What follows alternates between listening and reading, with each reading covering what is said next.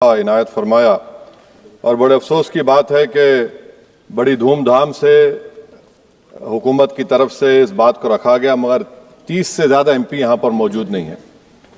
Madam, पहले तो मैं वज़ीर आज़म की इस बात की मजम्मत करता हूँ और उनको बताना चाहूँगा कि जिना के बारे में उन्होंने जो कहा था, हम तो जिना के सख्त मुखालिफ है, इसलिए भारत को अपना वतन माने, मगर 42 में आपके प्यारे वीर और जिना की पार्टी ने नॉर्थ वेस्ट फ्रंटियर, सिंध और बंगाल में मिलकर हुकूमत चलाई और उस हुकूमत ने 1.5 लाख हिंदू और मुसलमानों को अंग्रेजों की फौज में शामिल कराया ताकि वो लड़े। तो किसी शायर ने अच्छा कहा था वजीर आजम के बारे में कि फरेब देकर जमाने को पारसा ना बनिए, इन्हें कहो कि वो बंदा बने खुदा ना बने, अमीर शहर यही चाहता या हजरत कि हमारी चीख गले में रहे सदा ना बने। दूसरी बात मैडम, हमारे वजीर दिफा जनाब राजनाथ सिंह साहब ने बड़ा ही अजीब व गरीब और तकलीफ दे बात कही उम्मुल मोमिनीन के बारे में और उम्मुल किताब के बारे में। उम्मुल मोमिनीन उनको कहते हैं जो हमारे प्रॉफिट मोहम्मद सल्लल्लाहु अलैहि वसल्लम की वाइफ हैं, वो हम तमाम मुसलमानों की माँ, हम उनको तस्वुर करते हैं, मगर हम उनकी इबादत नहीं करते, हम अपनी माँ की इबादत नहीं करते। उम्मुल किताब कुरान है, हम कुरान की इबादत नहीं करते, कुरान अल्लाह का भिजावा कलाम है। तो उसके बारे में शायर ने अच्छा कहा कि खबर नहीं जिन्हें अपने दीन व मजहब की, हमें वो दीन का मतलब सिखाने निकले हैं। अहम बात यह है कि मैडम, हमारे मुल्क का आइन का इस लफ्ज से आगाज होता है वी द पीपल। इसका आगाज भारत माता के नाम से नहीं होता है। हमारे संविधान का जो प्रियम्बल है वो क्या कहता है? Liberty of thought, expression, belief, faith and worship. अगर दस्तूर का ये पहला सफा ये बात करता है तो फिर कैसे किसी शहरी को किसी खुदा, देवी, देवता की इबादत करने पर या सजदा करने पर मजबूर किया जा सकता है? आप ही की पार्टी से आज की जो बातें हुई है इसी का बोल रही हैं। हमारे कॉन्स्टिट्यूंट असेंबली में मैडम एक मोहतरमा थी रोहिणी कुमार चौधरी ने एक तजवीज दी थी कि प्रियम्बल में किसी देवी के नाम से शुरू हो। उन्होंने खास तौर से वंदे मातरम का जिक्र किया, मगर उसको कबूल नहीं किया गया।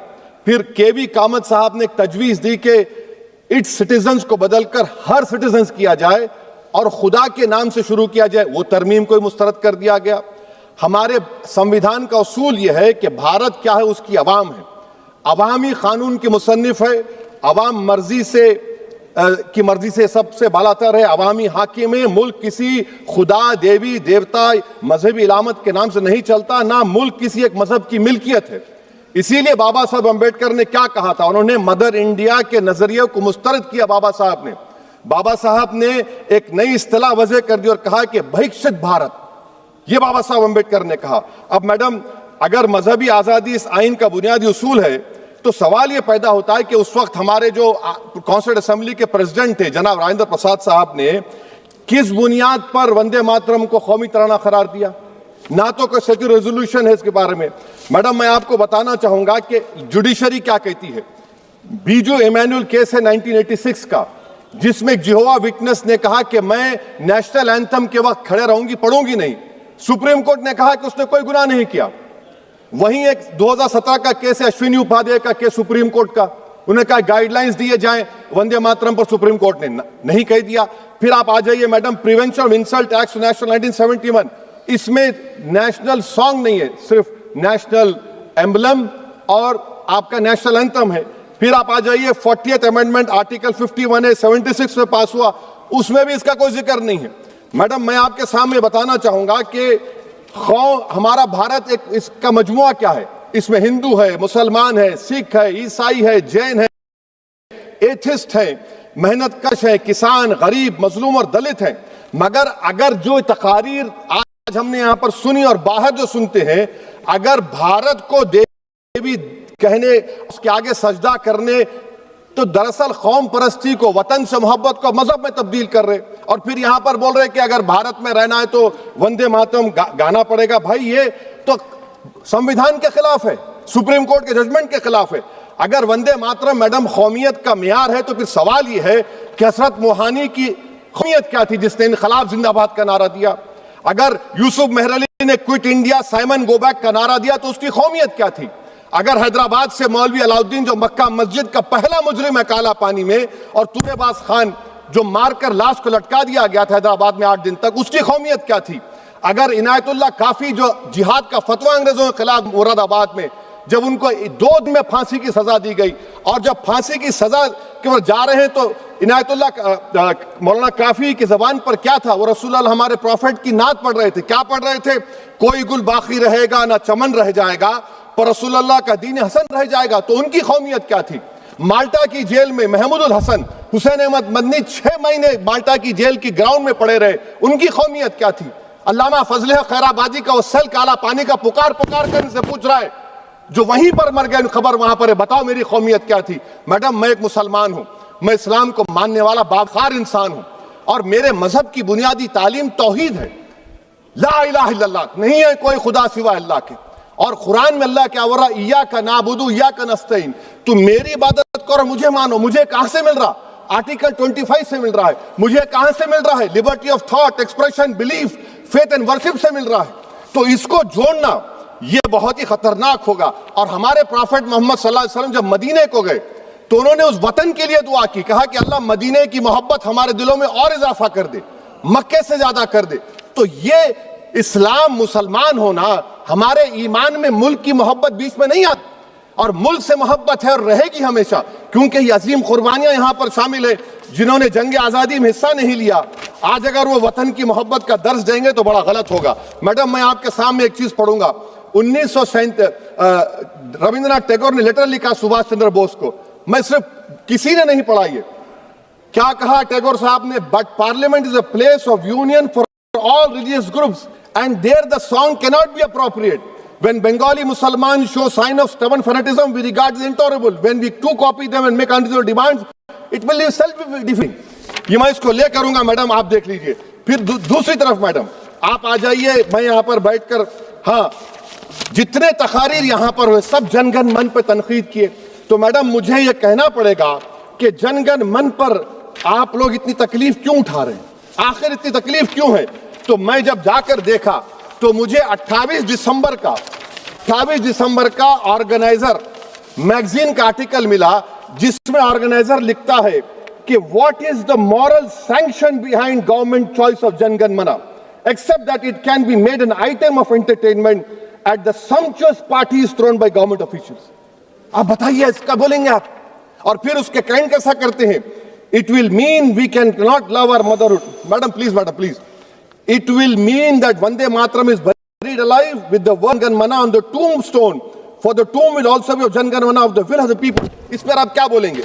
मैडम, मैं आपको ये बताना चाह रहा हूं कि वतन की मोहब्बत हमारे लिए बहुत अहम है, मगर ये बताइए हमको कि अभी मैडम यहाँ पर आनंद मठ के बारे में बहुत कुछ कहा गया। मैं सिर्फ 2 मिसालें आपको देता हूं। आनंद मठ के पेज नंबर 70 और 80 को पढ़ लीजिए। इसके बाद सनातन जहां मुसलमानों के घर पाते थे, इन्हें आग लगा देते थे। आप पेज नंबर 98 पढ़िए, हमें सिर्फ इन मुसलमानों को जड़ से खत्म करना है, क्योंकि खुदा के दुश्मन बन चुके हैं। फिर आप पेज नंबर 115-16 दीजिए। फिर मुख्तलिफ इलाकों में मुसलमानों को सजा देने के लिए भेजे जाते, जहां मुसलमान आबादी नजर आती जला दिया जाता। फिर आप देख लीजिए मैडम, सफे नंबर 120 पेज 120, बनकिम लिखते हैं कि सनातियों को मालूम नहीं था कि अंग्रेज हिंदुस्तान को निजात दिलाने वाले हैं। ये आप क्यों कर रहे हैं? अब आप मैडम, मैं आपको पेपर्स दे कर दूंगा। मैडम, भारत में हमारी आजादी इसलिए आई और बरकरार रही कि हमने मुल्क और मजहब को एक चीज नहीं बनाया। हमने ऐलान किया कि हमारी मुल्क मुख्तलिफ तबकात मज़ाहिब पर मुश्तमिल है, हमारे मुश्तरका तकदीर हमारी कौमियत का सरचश्मा है, यह खास जबान सखावत मजहब नहीं है। अगर वंदे मातरम का मतन कौम और मजहब को एक बना देता है, अगर हम इसे टेस्ट बनाते हैं वफादारी का, तो फिर मान लीजिए कि यह गांधी, अंबेडकर, टैगोर, बोस और लाखों आजादी के सिपाहियों की को छोड़कर गोडसे की, सोच की हिंदू कौमी परस्ताना, मैडम खत्म कर रहा हूं, हिंदू कौम परस्ताना को अख्तियार करेंगे। मुझे वतन से बेइंतहा मोहब्बत है मैडम, और इंशाल्लाह हमेशा रहेगी, मगर बावजूद इसके कि मेरी मस्जिद, मेरी इबादत गाह, मेरे कपड़े, मेरे कारोबार पर हमले होते, मगर मैं फिर भी कहता हूं कि वतन मेरा, हर वतन को हम छोड़कर नहीं जाएंगे। मगर हुब्बुल वतनी का क्या मुतालबा है? हुब्बुल वतनी ये कहता है कि वतन से मोहब्बत है तो जुल्म को खत्म करो, गरीबी को खत्म करो, बेरोजगारी को खत्म करो, जबर का खात्मा करो, अमन का गहवारा बनाओ, पाकिस्तान की दहशतगर्दी को खत्म करो, एक्सप्लॉयटेशन को रोको, शरारत को रोको, मुल्क के खिलाफ की जाने वाली साजिश खत्म करो।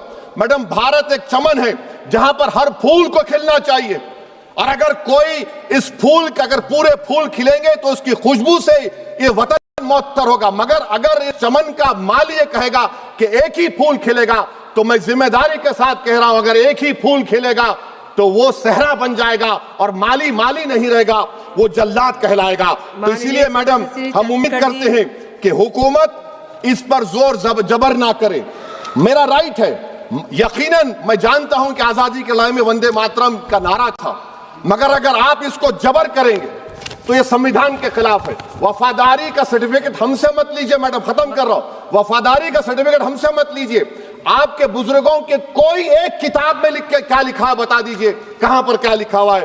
तो मैं मैडम मैं इस शेर पर अपनी बात को खत्म कर रहा हूं मैडम, मैं इस शेर पर अपनी बात को खत्म कर रहा हूं मैडम, मैं अपनी बात को खत्म कर देता हूं मैडम, क्योंकि आप बहुत जल्दी में हैं। कि भारत जिंदाबाद, हिंदू मुसलमान जिंदाबाद, दलित जिंदाबाद, ईसाई जिंदाबाद, आदिवासी जिंदाबाद, जो किसी खुदा को नहीं मानते वो भी जिंदाबाद, और मैडम सब पिछड़ा सब आ गया इसमें। तो हम उम्मीद करते कि इस रूह को आप समझेंगे, अगर आप सिर्फ अपनी आइडियोलॉजी को लेकर चलेंगे। और आखिर में मैडम, जनाब बंकिम चंद्रा साहब के बारे में मैं आपके सामने डॉक्यूमेंट लेकर रहा हूं कि उन्होंने बीए का एग्जाम पास नहीं किया था, 7 मार्क्स से फेल हो गए थे, ये भी रख रहा हूं। तो आप जिसका लिटरेरी जायंट बता रहे ये नहीं है। बहुत बहुत शुक्रिया आपका कि आपने एक अहम मौजू पर मुझे बोलने का मौका इनायत फरमाया। और अफसोस की बात है कि बड़ी धूमधाम से हुकूमत की तरफ से इस बात को रखा गया, मगर 30 से ज्यादा एमपी यहाँ पर मौजूद नहीं है। मैडम, पहले तो मैं वजीर आजम की इस बात की मजम्मत करता हूं और उनको बताना चाहूंगा कि जिना के बारे में उन्होंने जो कहा था, हम तो जिना के सख्त मुखालिफ है, इसलिए भारत को अपना वतन माने, मगर 42 में आपके प्यारे वीर और जिना की पार्टी ने नॉर्थ वेस्ट फ्रंटियर, सिंध और बंगाल में मिलकर हुकूमत चलाई, और उस हुकूमत ने 1.5 लाख हिंदू और मुसलमानों को अंग्रेजों की फौज में शामिल कराया ताकि वो लड़े। तो किसी शायर ने अच्छा कहा था वजीर आजम के बारे में कि फरेब देकर जमाने को पारसा ना बनिए, इन्हें कहो कि वो बंदा बने खुदा ना बने, अमीर शहर यही चाहता या हजरत कि हमारी चीख गले में रहे सदा ना बने। दूसरी बात मैडम, हमारे वजीर दिफा जनाब राजनाथ सिंह साहब ने बड़ा ही अजीब व गरीब और तकलीफ दे बात कही उम्मुल मोमिनीन के बारे में और उम्मुल किताब के बारे में। उम्मुल मोमिनीन उनको कहते हैं जो हमारे प्रॉफिट मोहम्मद सल्लल्लाहु अलैहि वसल्लम की वाइफ हैं, वो हम तमाम मुसलमानों की माँ, हम उनको तस्वुर करते हैं, मगर हम उनकी बात नहीं करते, हम अपनी माँ की इबादत नहीं करते। उम्मुल किताब कुरान है, हम कुरान की इबादत नहीं करते, कुरान अल्लाह का भिजा हुआ कलाम है। तो उसके बारे में भी शायर ने अच्छा कहा कि खबर नहीं जिन्हें अपने दीन व मजहब की, हमें वो दीन का मतलब सिखाने निकले हैं। अहम बात यह कि मैडम, हमारे मुल्क का आइन का इस लफ्ज से आगाज होता है वी द पीपल, इसका आगाज भारत माता के नाम से नहीं होता है।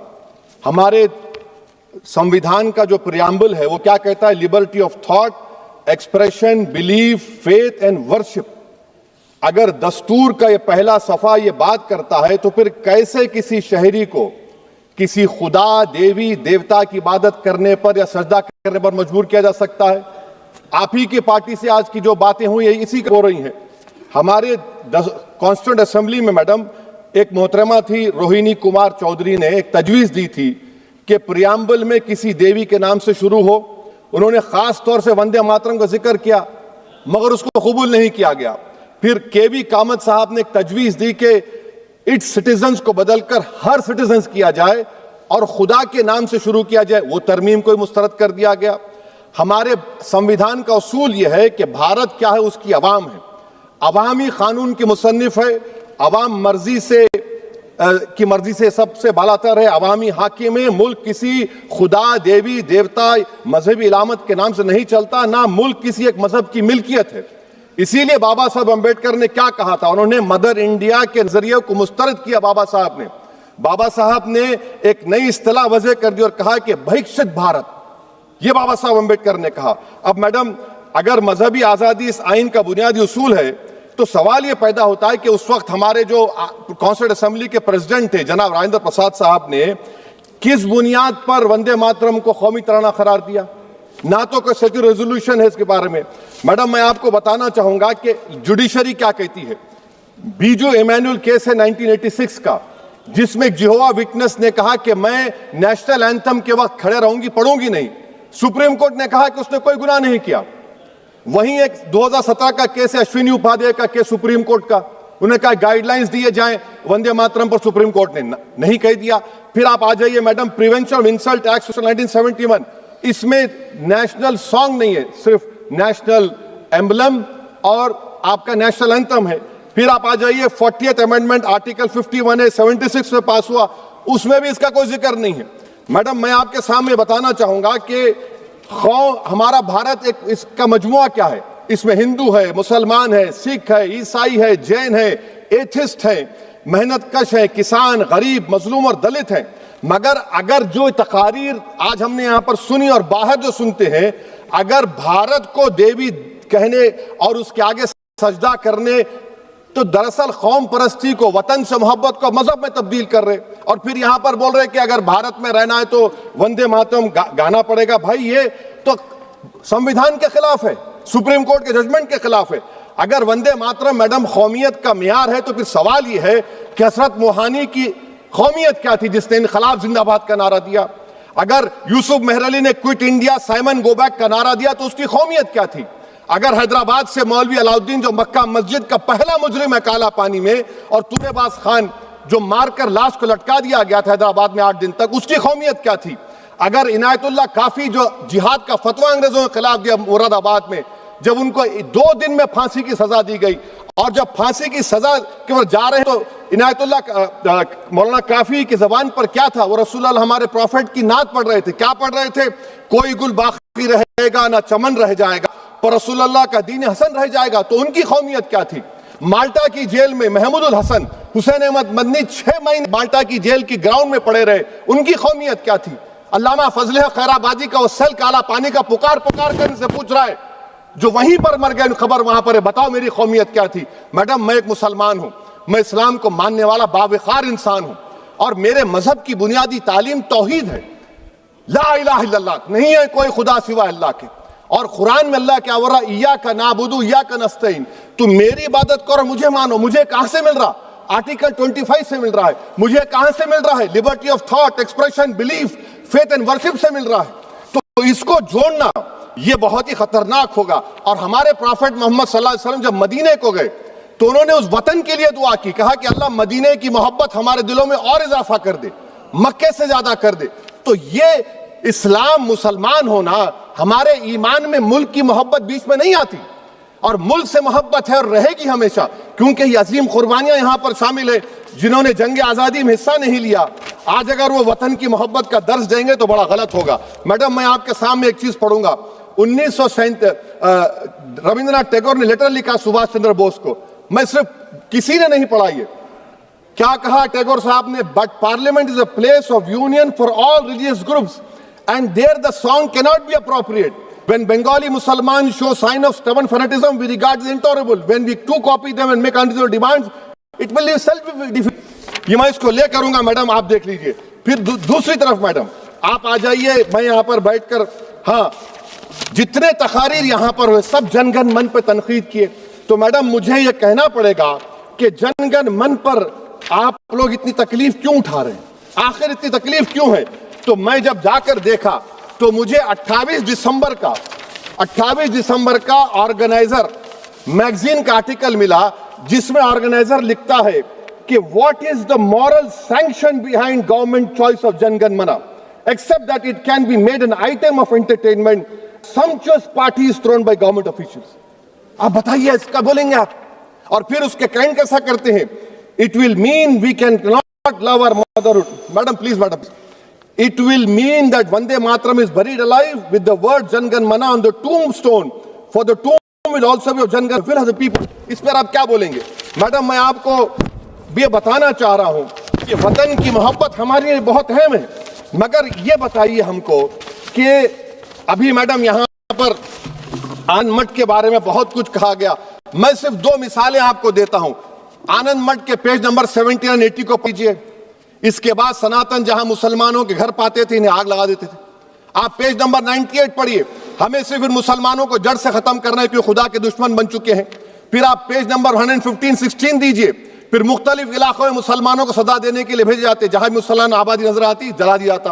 फिर आप देख लीजिए मैडम, सफे नंबर 120 पेज 120, बंकिम लिखते हैं कि सनातियों को मालूम नहीं था कि अंग्रेज हिंदुस्तान को निजात दिलाने वाले हैं। ये आप क्यों कर रहे हैं? अब आप मैडम, मैं आपको पेपर्स दे कर दूंगा। मैडम, भारत में हमारी आजादी इसलिए आई और बरकरार रही कि हमने मुल्क और मजहब को एक चीज नहीं बनाया। हमने ऐलान किया कि हमारी मुल्क मुख्तलिफ तबकात मज़ाहिब पर मुश्तमिल है। हमारे मुश्तरका तकदीर हमारी कौमियत का सरचश्मा है। यह खास जबान सखावत मजहब नहीं है।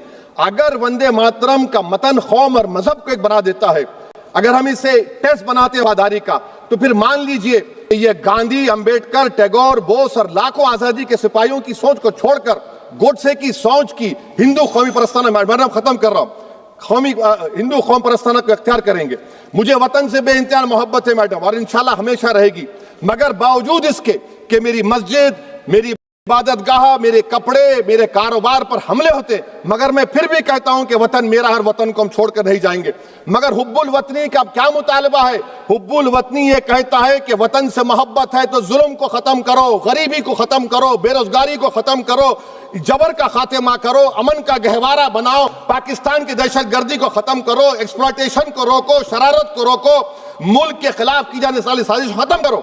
मैडम, भारत एक चमन है जहां पर हर फूल को खिलना चाहिए, और अगर कोई इस फूल के, अगर पूरे फूल खिलेंगे तो उसकी खुशबू से ये वन मौतर होगा। मगर अगर इस चमन का माली ये कहेगा कि एक ही फूल खिलेगा, तो मैं जिम्मेदारी के साथ कह रहा हूं, अगर एक ही फूल खिलेगा तो वो सहरा बन जाएगा और माली माली नहीं रहेगा, वो जल्लाद कहलाएगा। तो इसीलिए मैडम, हम उम्मीद करते हैं कि हुकूमत इस पर जोर जबर ना करे।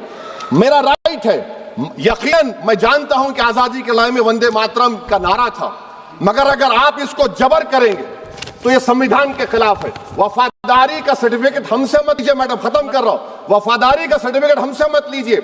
आपके बुजुर्गों के कोई एक किताब में लिख के क्या लिखा बता दीजिए, कहां पर लिखा हुआ है? तो मैं मैडम, मैं इस शेर पर अपनी बात को खत्म कर रहा हूं मैडम, मैं इस शेर पर अपनी बात को खत्म कर रहा हूं मैडम, मैं अपनी बात को खत्म कर देता हूं मैडम, क्योंकि आप बहुत जल्दी में हैं। कि भारत जिंदाबाद, हिंदू मुसलमान जिंदाबाद, दलित जिंदाबाद, ईसाई जिंदाबाद, आदिवासी जिंदाबाद, जो किसी खुदा को नहीं मानते वो भी जिंदाबाद, और मैडम सब पिछड़ा सब आ गया इसमें। तो हम उम्मीद करते कि इस रूह को आप समझेंगे, अगर आप सिर्फ अपनी आइडियोलॉजी को लेकर चलेंगे। और आखिर में मैडम, जनाब बंकिम चंद्रा साहब के बारे में मैं आपके सामने डॉक्यूमेंट लेकर रहा हूं कि उन्होंने बीए का एग्जाम पास नहीं किया था, 7 मार्क्स से फेल हो गए थे, ये भी रख रहा हूं। तो आप जिसको लिटरेरी जायंट बता रहे, ये नहीं है। बहुत बहुत शुक्रिया आपका कि आपने अहम मौजू पर मुझे बोलने का मौका इनायत फरमाया। और बड़े अफसोस की बात है कि बड़ी धूमधाम से हुकूमत की तरफ से इस बात को रखा गया, मगर 30 से ज्यादा एमपी यहां पर मौजूद नहीं है। मैडम, पहले तो मैं वजीर आजम की इस बात की मजम्मत करता हूं और उनको बताना चाहूंगा कि जिना के बारे में उन्होंने जो कहा, हम तो जिना के सख्त मुखालिफ है, इसलिए भारत को अपना वतन माने।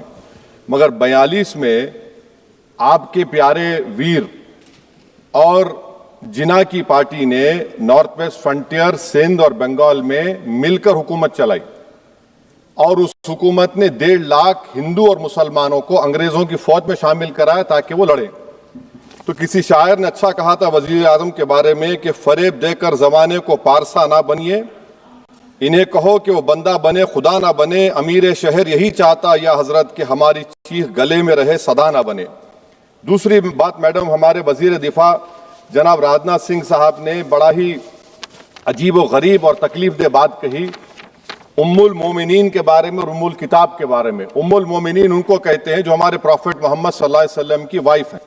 वो हम तमाम मुसलमानों की माँ हम तस्वुर करते हैं, मगर हम उनकी इबादत नहीं करते, हम अपनी माँ की इबादत नहीं करते। उम्मुल किताब कुरान है, हम कुरान की इबादत नहीं करते, कुरान अल्लाह का बिजावा कलाम है। तो उसके बारे में भी शायर ने अच्छा कहा कि खबर नहीं जिन्हें अपने दीन व मजहब की, हमें वो दीन का मतलब सिखाने निकले हैं। अहम बात यह है कि मैडम, हमारे मुल्क का आइन का इस लफ्ज से आगाज होता है वी द पीपल। इसका आगाज भारत माता के नाम से नहीं होता है। हमारे संविधान का जो प्रियम्बल है वो क्या कहता है? Liberty of thought, expression, belief, faith and worship. अगर दस्तूर का ये पहला सफा ये बात करता है तो फिर कैसे किसी शहरी को किसी ख्वा, देवी, देवता की इबादत करने पर या सजदा करने पर मजबूर किया जा सकता है?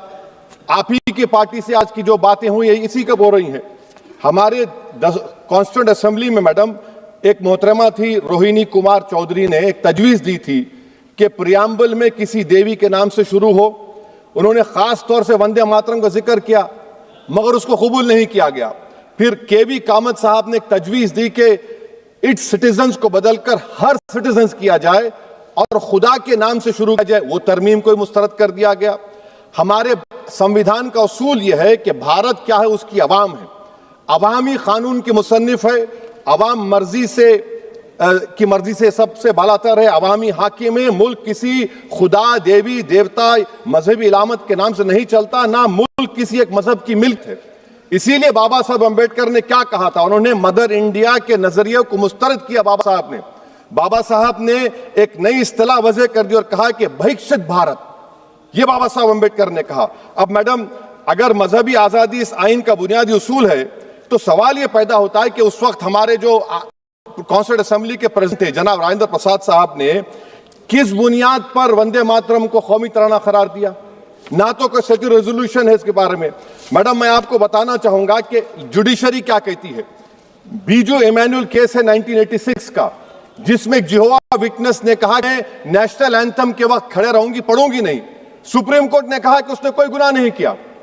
वहीं एक 2017 का केस है अश्विनी उपाध्याय का केस सुप्रीम कोर्ट का, उन्हें कहा गाइडलाइंस दिए जाएं वंदे मातरम पर, सुप्रीम कोर्ट ने नहीं कह दिया। फिर आप आ जाइए madam prevention of insult act national 1971, इसमें नेशनल सॉन्ग नहीं है, सिर्फ नेशनल एम्बलम और आपका नेशनल एंथम है। फिर आप आ जाइए 40th अमेंडमेंट आर्टिकल 51 है 76 में पास हुआ, उसमें भी इसका कोई जिक्र नहीं है। मैडम मैं आपके सामने बताना चाहूंगा कि हमारा भारत एक इसका मजमुआ क्या है, इसमें हिंदू है, मुसलमान है, सिख है, ईसाई है, जैन है, एथिस्ट है, मेहनतकश है, किसान, गरीब, मजलूम और दलित है। मगर अगर जो तकारीर आज हमने यहां पर सुनी और बाहर जो सुनते हैं, अगर भारत को देवी कहने और उसके आगे सजदा करने, तो दरअसल कौम परस्ती को, वतन से मोहब्बत को मजहब में तब्दील कर रहे और फिर यहां पर बोल रहे कि अगर भारत में रहना है तो वंदे मातरम गाना पड़ेगा। भाई ये तो संविधान के खिलाफ है, सुप्रीम कोर्ट के जजमेंट के खिलाफ है। अगर वंदे मातरम मैडम कौमियत का मियार है तो फिर सवाल यह है कि हजरत मोहानी की कौमियत क्या थी जिसने इनकलाब बात का नारा दिया? अगर यूसुफ मेहरली ने quit India Simon go back का नारा दिया तो उसकी कौमियत क्या थी? अगर हैदराबाद से मौलवी अलाउद्दीन जो मक्का मस्जिद का पहला मुजरिम है काला पानी में, और तुरेबाज खान जो मारकर लाश को लटका दिया गया था हैदराबाद में 8 दिन तक, उसकी कौमियत क्या थी? अगर इनायतुल्लाह काफी जो जिहाद का फतवा अंग्रेजों के खिलाफ दिया मुरादाबाद में, जब उनको 2 दिन में फांसी की सजा दी गई और जब फांसी की सजा के बाद जा रहे हैं तो इनायतुल्लाह मौलाना काफी की जबान पर क्या था? वो रसूलुल्लाह हमारे प्रॉफिट की नात पढ़ रहे थे। क्या पढ़ रहे थे? कोई गुल बाकी रहेगा ना चमन रह जाएगा, पर रसूलुल्लाह का दीन हसन रह जाएगा। तो उनकी कौमियत क्या थी? माल्टा की जेल में महमूदुल हसन, हुसैन अहमद मदनी 6 महीने माल्टा की जेल की ग्राउंड में पड़े रहे, उनकी कौमियत क्या थी? अल्लामा फजल खैराबादी का वो सेल काला पानी का पुकार कर इनसे पूछ रहा है जो वहीं पर मर गए, खबर वहां पर है, बताओ मेरी कौमियत क्या थी? मैडम मैं एक मुसलमान हूं, मैं इस्लाम को मानने वाला बावखार इंसान हूं और मेरे मजहब की बुनियादी तालीम तौहीद है, ला इलाहा इल्लल्लाह, नहीं है कोई खुदा सिवा अल्लाह के। और कुरान में अल्लाह क्या बोल रहा? इय्याका नाबुदु इय्याका नस्तईन, तुम मेरी इबादत और मुझे मानो। मुझे कहां से मिल रहा? आर्टिकल 25 से मिल रहा है। मुझे कहां से मिल रहा है? Liberty of thought, expression, belief, faith and worship से मिल रहा है। तो इसको जोड़ना ये बहुत ही खतरनाक होगा। और हमारे प्रॉफेट मोहम्मद सल्लल्लाहु अलैहि वसल्लम जब मदीने को गए तो उन्होंने उस वतन के लिए दुआ की, कहा कि अल्लाह मदीने की मोहब्बत हर दिलों में और इजाफा कर दे, मक्के से ज्यादा कर दे। तो ये इस्लाम मुसलमान होना, हमारे ईमान में मुल्क की मोहब्बत बीच में नहीं आती और मुल्क से मोहब्बत है और रहेगी हमेशा, क्योंकि ये अजीम कुर्बानियां यहां पर शामिल है जिन्होंने जंग आजादी में हिस्सा नहीं लिया। आज अगर वो वतन की मोहब्बत का दर्ज देंगे तो बड़ा गलत होगा। मैडम मैं आपके सामने एक चीज पढ़ूंगा।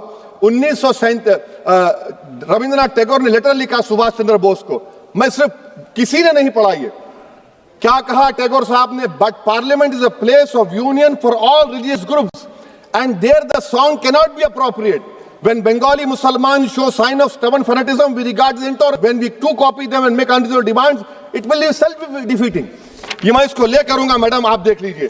फिर दूसरी तरफ मैडम आप आ जाइए, मैं यहाँ पर बैठकर, हाँ, जितने तकारीर यहाँ पर हुए सब जनगण मन पर तनकीद किए.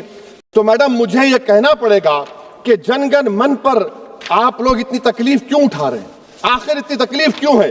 तो मैं जब देखा तो मुझे 28 दिसंबर का ऑर्गेनाइजर मैगजीन का आर्टिकल मिला, जिसमें ऑर्गेनाइजर लिखता है कि what is the moral sanction behind government choice of जनगण मन accept that it can be made an item of entertainment at the सम्पचुअस parties throne by government officials. आप बताइए, इसका बोलेंगे आप? और फिर उसके काइंड कैसा करते हैं? It will mean we can not love our motherhood. Madam please. It will mean that Vande Mataram is buried alive with the word Jangan Mana on the tombstone. For the tomb will also be of Jangan Mana of the will of the people. इस पर आप क्या बोलेंगे? Madam मैं आपको ये बताना चाह रहा हूं कि वतन की मोहब्बत हमारे लिए बहुत अहम है, मगर ये बताइए हमको कि अभी मैडम यहाँ पर आनंद मठ के बारे में बहुत कुछ कहा गया. मैं सिर्फ 2 मिसालें आपको देता हूं. आनंद मठ के पेज नंबर 70 और 80 को पढ़ लीजिए. इसके बाद सनातन जहां मुसलमानों के घर पाते थे, इन्हें आग लगा देते थे. आप पेज नंबर 98 पढ़िए. हमें सिर्फ इन मुसलमानों को जड़ से खत्म करना है क्योंकि खुदा के दुश्मन बन चुके हैं. फिर आप पेज नंबर 115-16 दीजिए. फिर मुख्तलिफ इलाकों में मुसलमानों को सदा देने के लिए भेजे जाते, जहां मुसलमान आबादी नजर आती जला दिया जाता. फिर आप देख लीजिए मैडम सफे नंबर 120 पेज 120 बंकिम लिखते हैं कि सनातनियों को मालूम नहीं था कि अंग्रेज हिंदुस्तान को निजात दिलाने वाले हैं. ये आप क्यों कर रहे हैं? अब आप मैडम, मैं आपको पेपर्स दे कर दूंगा. मैडम भारत में हमारी आजादी इसलिए आई और बरकरार रही कि हमने मुल्क और मजहब को एक चीज नहीं बनाया. हमने ऐलान किया कि हमारी मुल्क मुख्तलिफ तबकात मज़ाहिब पर मुश्तमिल है. हमारे मुश्तरका तकदीर हमारी कौमियत का सरचश्मा है. यह खास जबान सकाफत मजहब नहीं है. अगर वंदे मातरम का मतन कौम और मजहब को एक बना देता है, अगर हम इसे टेस्ट बनाते हैं वफादारी का, तो फिर मान लीजिए कि ये गांधी, अंबेडकर, टैगोर, बोस और लाखों आजादी के सिपाहियों की सोच को छोड़कर गोडसे की सोच की हिंदू कौमी परस्ताना, मैडम खत्म कर रहा हूं, कौमी हिंदू परस्ताना को अख्तियार करेंगे. मुझे वतन से बेइंतहा मोहब्बत है मैडम, और इंशाल्लाह हमेशा रहेगी. मगर बावजूद इसके कि मेरी मस्जिद, मेरी इबादतगाह, मेरे कपड़े, मेरे कारोबार पर हमले होते, मगर मैं फिर भी कहता हूं कि वतन मेरा, हर वतन को हम छोड़कर नहीं जाएंगे. मगर हुब्बुल वतनी का क्या मुतालबा है? हुब्बुल वतनी ये कहता है कि वतन से मोहब्बत है तो जुल्म को खत्म करो, गरीबी को खत्म करो, बेरोजगारी को खत्म करो, जबर का खात्मा करो, अमन का गहवरा बनाओ, पाकिस्तान की दहशतगर्दी को खत्म करो, एक्सप्लॉयटेशन को रोको, शरारत को रोको, मुल्क के खिलाफ की जाने वाली साजिश खत्म करो. मैडम भारत एक चमन है जहां पर हर फूल को खिलना चाहिए, और अगर कोई इस फूल के अगर पूरे फूल खिलेंगे तो उसकी खुशबू से ये वतन मौतर होगा. मगर अगर इस चमन का माली ये कहेगा कि एक ही फूल खिलेगा, तो मैं जिम्मेदारी के साथ कह रहा हूं, अगर एक ही फूल खिलेगा तो वो सहरा बन जाएगा और माली नहीं रहेगा, वो जल्लाद कहलाएगा. तो इसीलिए मैडम हम उम्मीद करते हैं कि हुकूमत इस पर जोर जबर ना करे. मेरा राइट है, यकीनन मैं जानता हूं कि आजादी के लड़ाई में वंदे मातरम का नारा था, मगर अगर आप इसको जबर करेंगे तो ये संविधान के खिलाफ है. वफादारी का सर्टिफिकेट हमसे मत लीजिए मैडम, खत्म कर रहा हूं. वफादारी का सर्टिफिकेट हमसे मत लीजिए. आपके बुजुर्गों के कोई एक किताब में लिख के क्या लिखा है बता दीजिए, कहां पर क्या लिखा हुआ है. तो मैं मैडम मैं इस शेर पर अपनी बात को खत्म कर रहा हूं मैडम. मैं इस शेर पर अपनी बात को खत्म कर रहा हूं मैडम. मैं अपनी बात को खत्म कर देता हूं मैडम, क्योंकि आप बहुत जल्दी में हैं. कि भारत जिंदाबाद, हिंदू मुसलमान जिंदाबाद, दलित जिंदाबाद, ईसाई जिंदाबाद, आदिवासी जिंदाबाद, जो किसी खुदा को नहीं मानते वो भी जिंदाबाद, और मैडम सब पिछड़ा सब आ गया इसमें. तो हम उम्मीद करते कि इस रूह को आप समझेंगे अगर आप सिर्फ अपनी आइडियोलॉजी को लेकर चलेंगे. और आखिर में मैडम जनाब बंकिम चंद्रा साहब के बारे में मैं आपके सामने डॉक्यूमेंट लेकर रहा हूं कि उन्होंने बीए का एग्जाम पास नहीं किया था, 7 मार्क्स से फेल हो गए थे, ये भी रख रहा हूं. तो आप जिसको लिटरेरी जायंट बता रहे ये नहीं है. बहुत बहुत शुक्रिया आपका कि आपने एक अहम मौजू पर मुझे बोलने का मौका इनायत फरमाया. और बड़े अफसोस की बात है कि बड़ी धूमधाम से हुकूमत की तरफ से इस बात को रखा गया, मगर 30 से ज़्यादा एमपी यहाँ पर मौजूद नहीं है। मैडम, पहले तो मैं वज़ीर आज़म की इस बात की मजम्मत करता हूँ और उनको बताना चाहूँगा कि जिना के बारे में उन्होंने जो कहा था, हम तो जिना के सख्त मुखालिफ है, इसलिए भारत को अपना वतन माने, मगर 42 में आपके प्यारे वीर और जिना की पार्टी ने नॉर्थ वेस्ट फ्रंटियर, सिंध और बंगाल में मिलकर हुकूमत चलाई और उस हुकूमत ने 1.5 लाख हिंदू और मुसलमानों को अंग्रेजों की फौज में शामिल कराया ताकि वो लड़े। तो किसी शायर ने अच्छा कहा था वजीर आजम के बारे में कि फरेब देकर जमाने को पारसा ना बनिए, इन्हें कहो कि वो बंदा बने खुदा ना बने, अमीर शहर यही चाहता या हजरत कि हमारी चीख गले में रहे सदा ना बने। दूसरी बात मैडम, हमारे वजीर दिफा जनाब राजनाथ सिंह साहब ने बड़ा ही अजीब व गरीब और तकलीफ दह बात कही उम्मुल मोमिनीन के बारे में और उम्मुल किताब के बारे में। उम्मुल मोमिनीन उनको कहते हैं जो हमारे प्रॉफिट मोहम्मद सल्लल्लाहु अलैहि वसल्लम की वाइफ हैं। वो हम तमाम मुसलमानों हमको तसव्वुर करते हैं, मगर हम उनकी इबादत नहीं करते, हम अपनी माँ की इबादत नहीं करते। उम्मुल किताब कुरान है, हम कुरान की इबादत नहीं करते, कुरान अल्लाह का भिजावा कलाम है। तो उसके बारे में भी शायर ने अच्छा कहा कि खबर नहीं जिन्हें अपने दीन व मजहब की, हमें वो दीन का मतलब सिखाने निकले हैं। अहम बात यह है कि मैडम, हमारे मुल्क का आइन का इस लफ्ज से आगाज होता है वी द पीपल। इसका आगाज भारत माता के नाम से नहीं होता है। हमारे संविधान का जो प्रियम्बल है वो क्या कहता है? Liberty of thought, expression, belief, faith and worship. अगर दस्तूर का ये पहला सफा ये बात करता है तो फिर कैसे किसी शहरी को किसी खुदा, देवी, देवता की इबादत करने पर या सजदा करने पर मजबूर किया जा सकता है? आप ही की पार्टी से आज की जो बातें हुई इसी कब हो रही हैं। हमारे कॉन्स्टिट्यूंट असेंबली में मैडम एक मोहतरमा थी रोहिणी कुमार चौधरी ने एक तजवीज दी थी कि प्रियम्बल में किसी देवी के नाम से शुरू हो। उन्होंने खास तौर से वंदे मातरम का जिक्र किया, मगर उसको कबूल नहीं किया गया। फिर केवी कामत साहब ने एक तजवीज दी कि इट्स सिटीजन्स को बदलकर हर सिटीजन्स किया जाए और खुदा के नाम से शुरू किया जाए, वो तरमीम को मुस्तरद कर दिया गया। हमारे संविधान का उसूल यह है कि भारत क्या है, उसकी अवाम है, अवामी कानून की मुसन्निफ है, अवाम की मर्जी से सबसे बालातर है, अवामी हाकिम है। मुल्क किसी खुदा, देवी, देवता, मजहबी इलामत के नाम से नहीं चलता, ना मुल्क किसी एक मजहब की मिल्कियत है। इसीलिए बाबा साहब अंबेडकर ने क्या कहा था, उन्होंने मदर इंडिया के नजरिए को मुस्तरद किया। बाबा साहब ने एक नई इस्तिलाह वजह कर दी और कहा कि भैक्षित भारत, ये बाबा साहब अंबेडकर ने कहा।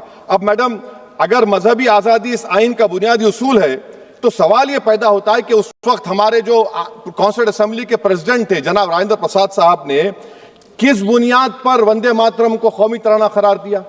ना तो कोई सेक्युलर रेजोल्यूशन है इसके बारे में। मैडम, मैं आपको बताना चाहूंगा कि जुडिशरी क्या कहती है।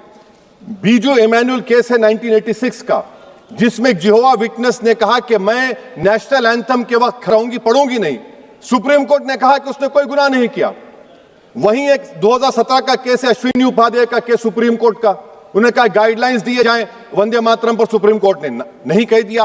फिर आप आ जाइए madam, prevention of insult act national 1971, इसमें नेशनल सॉन्ग नहीं है, सिर्फ नेशनल एम्बलम और आपका नेशनल एंथम है।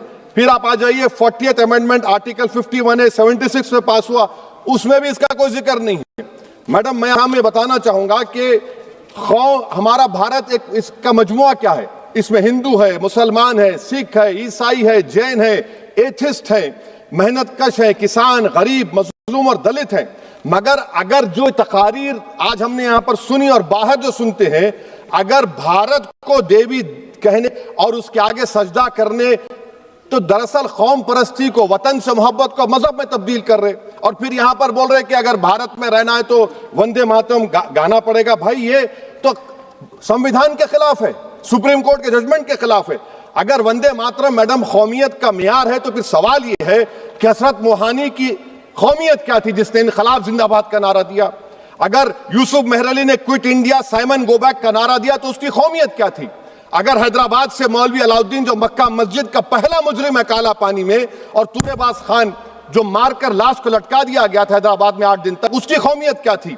अगर इनायतुल्लाह काफी जो जिहाद का फतवा जो खिलाफ दिया मुरादाबाद में, जब उनको 2 दिन में फांसी की सजा दी गई, और जब फांसी की सजा के ओर जा रहे हैं तो इनायतुल्लाह मौलाना काफी की जबान पर क्या था? वो रसूलुल्लाह हमारे प्रॉफिट की नात पढ़ रहे थे। क्या पढ़ रहे थे? कोई गुल बाकी रहेगा ना चमन रह जाएगा, पर रसूलुल्लाह का दीन हसन रह जाएगा। तो उनकी कौमियत क्या थी? माल्टा की जेल में महमूदुल हसन, हुसैन अहमद मदनी 6 महीने माल्टा की जेल की ग्राउंड में पड़े रहे, उनकी कौमियत क्या थी? अल्लामा फजल खैराबादी का वो सर काला पानी का पुकार कर इनसे पूछ रहा है, जो वहीं पर मर गए, खबर वहां पर है, बताओ मेरी कौमियत क्या थी? मैडम, मैं एक मुसलमान हूं, मैं इस्लाम को मानने वाला बावकार इंसान हूं, और मेरे मजहब की बुनियादी तालीम तौहीद है, ला इलाहा इल्लल्लाह, नहीं है कोई खुदा सिवा अल्लाह के। और कुरान में अल्लाह क्या बोल रहा? इय्याका नाबुदु इय्याका नस्तईन, तुम मेरी इबादत करो, मुझे मानो। मुझे कहां से मिल रहा? आर्टिकल 25 से मिल रहा है। मुझे कहां से मिल रहा है? Liberty of thought, expression, belief, faith and worship से मिल रहा है। तो इसको जोड़ना यह बहुत ही खतरनाक होगा। और हमारे प्रॉफिट मोहम्मद सल्लल्लाहु अलैहि वसल्लम जब मदीने को गए तो उन्होंने उस वतन के लिए दुआ की, कहा कि अल्लाह मदीने की मोहब्बत हमारे दिलों में और इजाफा कर दे, मक्के से ज्यादा कर दे। तो ये इस्लाम, मुसलमान होना, हमारे ईमान में मुल्क की मोहब्बत बीच में नहीं आती, और मुल्क से मोहब्बत है और रहेगी हमेशा, क्योंकि ये अजीम कुर्बानियां यहां पर शामिल है जिन्होंने जंग आजादी में हिस्सा नहीं लिया। आज अगर वो वतन की मोहब्बत का दर्ज देंगे तो बड़ा गलत होगा। मैडम, मैं आपके सामने एक चीज पढ़ूंगा। 1937 रविंद्रनाथ टैगोर ने लेटर लिखा सुभाष चंद्र बोस को। मैं सिर्फ किसी ने नहीं पढ़ा, ये क्या कहा टैगोर साहब ने? But parliament is a place of union for all religious groups and there the song cannot be appropriate. When Bengali Muslims show sign of stubborn fanatism, we regard it intolerable. When we too copy them and make unreasonable demands, it will be self-defeating. ये मैं इसको ले करूंगा madam, आप देख लीजिए। फिर दूसरी तरफ मैडम आप आ जाइए, मैं यहाँ पर बैठकर, हाँ, जितने तकारीर यहाँ पर हुए सब जनगण मन पर तनकीद किए। तो मैडम मुझे ये कहना पड़ेगा कि जनगण मन पर आप लोग इतनी तकलीफ क्यों उठा रहे हैं? आखिर इतनी तकलीफ क्यों है?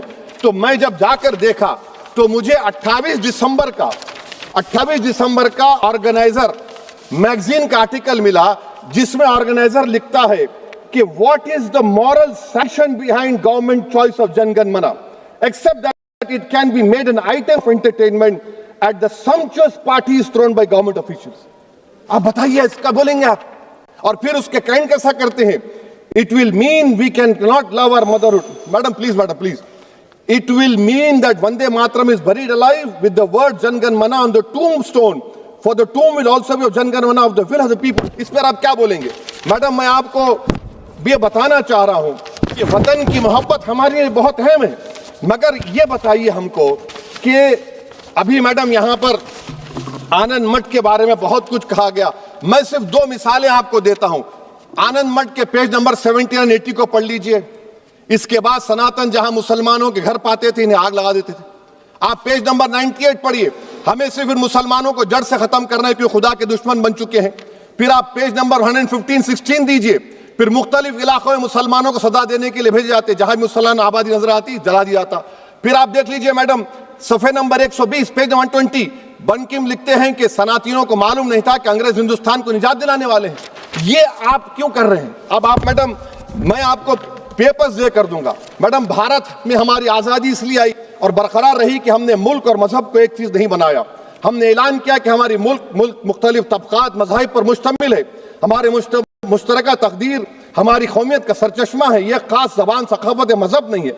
अगर वंदे मातरम का मतन कौम और मजहब को एक बना देता है, अगर हम इसे टेस्ट बनाते हैं वफादारी का, तो फिर मान लीजिए कि यह गांधी, अंबेडकर, टैगोर, बोस और लाखों आजादी के सिपाहियों की सोच को छोड़कर गोडसे की सोच की हिंदू कौमी परस्ताना, मैडम खत्म कर रहा हूं, कौमी हिंदू कौम परस्ताना को इख्तियार करेंगे। मुझे वतन से बेइंतहा मोहब्बत है मैडम, और इंशाल्लाह हमेशा रहेगी।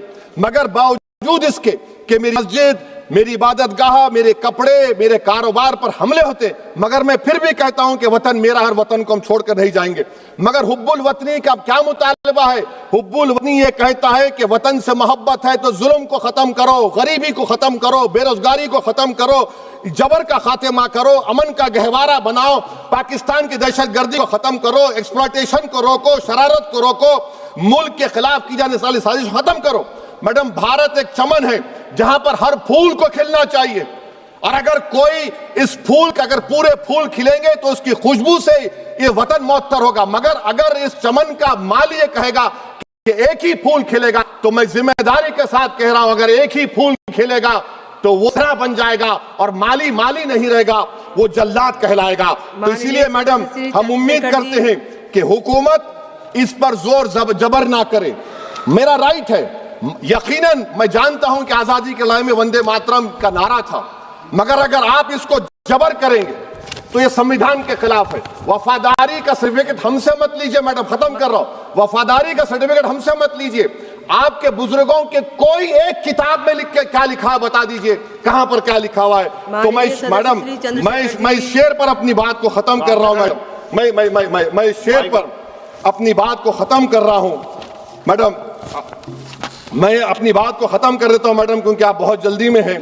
कि भारत जिंदाबाद, हिंदू मुसलमान जिंदाबाद, दलित जिंदाबाद, ईसाई जिंदाबाद, आदिवासी जिंदाबाद, जो किसी खुदा को नहीं मानते वो भी जिंदाबाद, और मैडम सब पिछड़ा सब आ गया इसमें। तो हम उम्मीद करते कि इस रूह को आप समझेंगे अगर आप सिर्फ अपनी आइडियोलॉजी को लेकर चलेंगे। और आखिर में मैडम, जनाब बंकिम चंद्रा साहब के बारे में मैं आपके सामने डॉक्यूमेंट लेकर रहा हूं कि उन्होंने बीए का एग्जाम पास नहीं किया था, 7 मार्क्स से फेल हो गए थे, ये भी रख रहा हूं।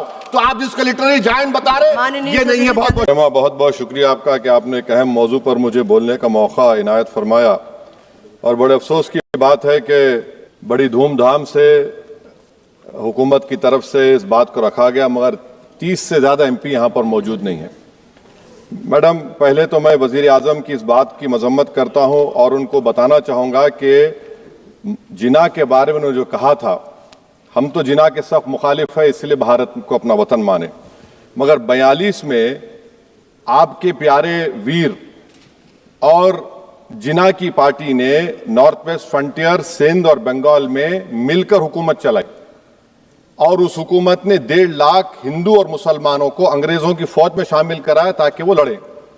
तो किसी शायर ने अच्छा कहा था वजीर आजम के बारे में कि फरेब देकर जमाने को पारसा ना बनिए, इन्हें कहो कि वो बंदा बने खुदा ना बने, अमीर शहर यही चाहता या हजरत कि हमारी चीख गले में रहे सदा ना बने। दूसरी बात मैडम, हमारे वजीर दिफा जनाब राजनाथ सिंह साहब ने बड़ा ही अजीब व गरीब और तकलीफ दे बात कही उम्मुल मोमिनीन के बारे में और उम्मुल किताब के बारे में। उम्मुल मोमिनीन उनको कहते हैं जो हमारे प्रॉफिट मोहम्मद सल्लल्लाहु अलैहि वसल्लम की वाइफ हैं, वो हम तमाम मुसलमानों की माँ हम उनको तस्वुर करते हैं, मगर हम उनकी इबादत नहीं करते, हम अपनी माँ की इबादत नहीं करते। उम्मुल किताब कुरान है, कुरान की इबादत नहीं करते, कुरान अल्लाह का बिजावा कलाम है। तो उसके बारे में शायर ने अच्छा कहा कि खबर नहीं जिन्हें अपने दीन और मजहब की, हमें वो दीन का मतलब सिखाने निकले हैं। अहम बात यह है कि मैडम, हमारे मुल्क का आइन क्या इस लफ्ज से आगाज होता है, वी द पीपल। इसका आगाज भारत माता के नाम से नहीं होता है। हमारे संविधान का जो प्रियम्बल है वो क्या कहता है? Liberty of thought, expression, belief, faith and worship. अगर दस्तूर का ये पहला सा ये बात करता है तो फिर कैसे किसी शहरी को किसी खुदा, देवी, देवता की इबादत करने पर या सजदा करने पर मजबूर किया जा सकता है? आप ही की पार्टी से आज की जो बातें हुई इसी कब हो रही हैं। हमारे कॉन्स्टिट्यूंट असेंबली में मैडम एक मोहतरमा थी रोहिणी कुमार चौधरी ने एक तजवीज दी थी कि प्रियम्बल में किसी देवी के नाम से शुरू हो। उन्होंने खास तौर से वंदे मातरम का जिक्र किया मगर उसको कबूल नहीं किया गया। फिर केवी कामत साहब ने एक तजवीज दी कि इट्स सिटीजन्स को बदलकर हर सिटीजन्स किया जाए और खुदा के नाम से शुरू किया जाए, वो तरमीम को मुस्तरद कर दिया गया। हमारे संविधान का उसूल यह है कि भारत क्या है, उसकी अवाम है, अवामी कानून के मुसन्निफ है, अवाम मर्जी से सबसे बालातर है, अवामी हाकिम है। मुल्क किसी खुदा, देवी, देवता, मजहबी इलामत के नाम से नहीं चलता, ना मुल्क किसी एक मजहब की मिल्कियत है। इसीलिए बाबा साहब अंबेडकर ने क्या कहा था, उन्होंने मदर इंडिया के नजरिए को मुस्तरद किया। बाबा साहब ने एक नई इस्तिलाह वजह कर दी और कहा कि भिक्षित भारत, यह बाबा साहब अंबेडकर ने कहा। अब मैडम, अगर मजहबी आजादी इनका बुनियादी उसूल है तो सवाल यह पैदा होता है कि उस वक्त हमारे जो कॉन्स्टिट्यूंट असेंबली के प्रेसिडेंट थे जनाब राजेंद्र प्रसाद साहब ने किस बुनियाद पर वंदे मातरम को कौमी तराना करार दिया? ना तो कोई सेक्यूलर रेजोल्यूशन है इसके बारे में। मैडम, मैं आपको बताना चाहूंगा कि जुडिशरी क्या कहती है। जो इमैनुअल केस है 1986 का, जिसमें जिहोवा विटनेस ने कहा कि मैं नेशनल एंथम के वक्त खड़े रहूंगी, पढ़ूंगी नहीं। सुप्रीम कोर्ट ने कहा कि उसने कोई गुनाह नहीं किया। वहीं एक 2017 का केस है, अश्विनी उपाध्याय का केस सुप्रीम कोर्ट का, उन्होंने कहा गाइडलाइंस दिए जाएं वंदे मातरम पर, सुप्रीम कोर्ट ने नहीं कह दिया। फिर आप आ जाइए madam, prevention of insult act national 1971, इसमें नेशनल सॉन्ग नहीं है, सिर्फ नेशनल एम्बलम और आप नेशनल एंथम है। फिर आप आ जाइए 40th अमेंडमेंट आर्टिकल 51 है, 76 में पास हुआ, उसमें भी इसका कोई जिक्र नहीं है। मैडम मैं आपके सामने बताना चाहूंगा कि हमारा भारत एक इसका मजमुआ क्या है, इसमें हिंदू है, मुसलमान है, सिख है, ईसाई है, जैन है, एथिस्ट है, मेहनतकश है, किसान, गरीब, मजलूम और दलित है।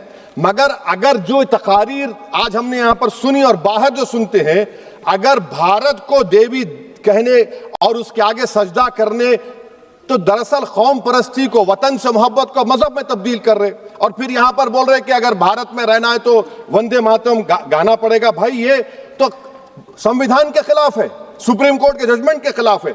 अगर वंदे मातरम मैडम कौमियत का मियार है, तो फिर सवाल यह है कि हजरत मोहानी की कौमियत क्या थी जिसने इनकलाब जिंदाबाद का नारा दिया? अगर यूसुफ मेहर अली ने quit India Simon go back का नारा दिया, तो उसकी कौमियत क्या थी? अगर हैदराबाद से मौलवी अलाउद्दीन जो मक्का मस्जिद का पहला मुजरिम है काला पानी में, और तुरेबाज खान जो मारकर लाश को लटका दिया गया था हैदराबाद में 8 दिन तक, उसकी कौमियत क्या थी? अगर इनायतुल्लाह काफी जो जिहाद का फतवा अंग्रेजों के खिलाफ दिया मुरादाबाद में, जब उनको 2 दिन में फांसी की सजा दी गई, और जब फांसी की सजा के ओर जा रहे हैं तो इनायतुल्लाह मौलाना काफी की जबान पर क्या था? वो रसूलुल्लाह हमारे प्रॉफिट की नात पढ़ रहे थे। क्या पढ़ रहे थे? कोई गुल बाकी रहेगा ना चमन रह जाएगा, पर रसूलुल्लाह का दीन हसन रह जाएगा। तो उनकी कौमियत क्या थी? माल्टा की जेल में महमूदुल हसन, हुसैन अहमद मदनी 6 महीने माल्टा की जेल की ग्राउंड में पड़े रहे, उनकी कौमियत क्या थी? अल्लामा फजले खैराबादी का वो सहल काला पानी का पुकार कर से पूछ रहा है, जो वहीं पर मर गए, खबर वहां पर है, बताओ मेरी कौमियत क्या थी? मैडम मैं एक मुसलमान हूं, मैं इस्लाम को मानने वाला बावकार इंसान हूं, और मेरे मजहब की बुनियादी तालीम तौहीद है, ला इलाहा इल्लल्लाह, नहीं है कोई खुदा सिवा अल्लाह के। और कुरान में अल्लाह क्या बोल रहा? इय्याका नाबुदु इय्याका नस्तईन, तुम मेरी इबादत करो, मुझे मानो। मुझे कहां से मिल रहा? आर्टिकल 25 से मिल रहा है। मुझे कहां से मिल रहा है? Liberty of thought, expression, belief, faith and worship से मिल रहा है। तो इसको जोड़ना यह बहुत ही खतरनाक होगा। और हमारे प्रॉफेट मोहम्मद सल्लल्लाहु अलैहि वसल्लम जब मदीने को गए, तो उन्होंने उस वतन के लिए दुआ की, कहा कि अल्लाह मदीने की मोहब्बत हमारे दिलों में और इजाफा कर दे, मक्के से ज्यादा कर दे। तो ये इस्लाम, मुसलमान होना, हमारे ईमान में मुल्क की मोहब्बत बीच में नहीं आती, और मुल्क से मोहब्बत है और रहेगी हमेशा, क्योंकि ये अजीम कुर्बानियां यहां पर शामिल है जिन्होंने जंग आजादी में हिस्सा नहीं लिया। आज अगर वो वतन की मोहब्बत का दर्ज देंगे तो बड़ा गलत होगा। मैडम मैं आपके सामने एक चीज पढ़ूंगा। 1937 रविंद्रनाथ टैगोर ने लेटर लिखा सुभाष चंद्र बोस को, मैं सिर्फ किसी ने नहीं पढ़ा ये। क्या कहा टैगोर साहब? But parliament is a place of union for all religious groups and there the song cannot be appropriate. When Bengali Muslims show sign of stubborn fanaticism, we regard it intolerable. When we too copy them and make unreasonable demands, it will be self-defeating. ये मैं इसको ले करूंगा madam, आप देख लीजिए। फिर दूसरी तरफ मैडम आप आ जाइए, मैं यहाँ पर बैठकर, हाँ जितने तकारीर यहाँ पर हुए सब जनगण मन पर तनकीद किए। तो मैडम मुझे ये कहना पड़ेगा कि जनगण मन पर आप लोग इतनी तकलीफ क्यों उठा रहे हैं? आखिर इतनी तकलीफ क्यों है? तो मैं जब जाकर देखा तो मुझे 28 दिसंबर का ऑर्गेनाइजर मैगजीन का आर्टिकल मिला, जिसमें ऑर्गेनाइजर लिखता है कि what is the moral sanction behind government choice of जनगण मन, accept that it can be made an item of entertainment at the सम्पचुअस parties throne by government officials. आप बताइए इसका बोलेंगे आप? और फिर उसके कैंड कैसा कर लाइव जनगण मनाना चाह रहा हूं, ये बताइए हमको कि अभी मैं सिर्फ 2 मिसालें आपको